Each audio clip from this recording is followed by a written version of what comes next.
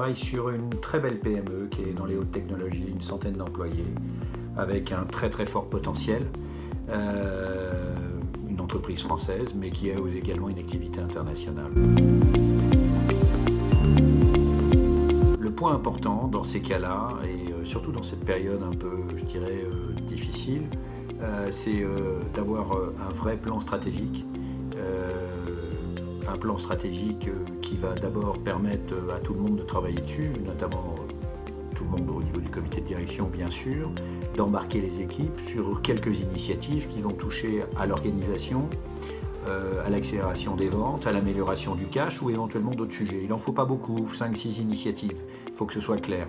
Mais l'idée encore une nouvelle fois, c'est l'embarquement de tout le monde sur un même projet.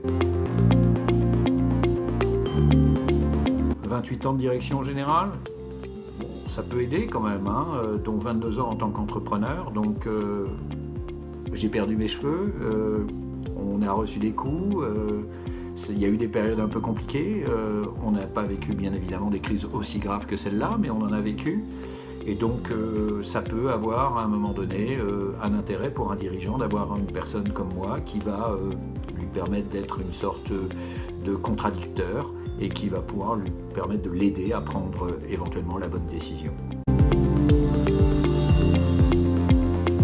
Le distanciel, c'est hélas le sujet à la mode.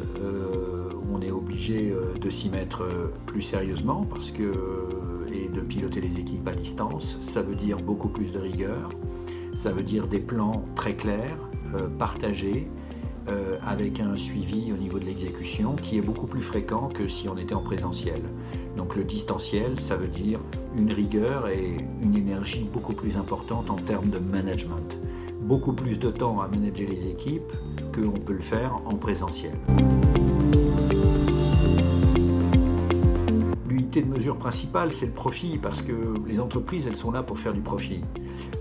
Ça, c'est sûr. Maintenant, derrière, je crois que ce qui est important, c'est l'engagement des équipes. Et là où on peut aider, c'est avoir, dans le cadre du plan, avoir une vision très claire et un cap très clair.